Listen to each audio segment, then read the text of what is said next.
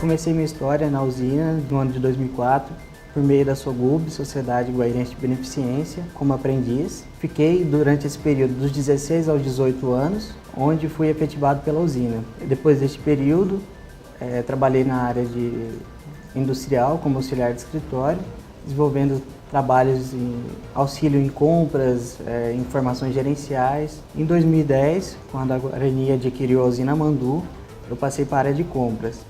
Fiquei até o ano de 2011, onde depois eu recebi a proposta de fazer parte do time de controle industrial aqui da unidade. No ano de 2007 eu consegui a bolsa de estudos pela empresa, onde eu tive a oportunidade de cursar Química Tecnológica. A minha vida profissional começou aqui, meu primeiro emprego, e eu permaneço aqui até hoje, por isso que eu tenho que agradecer.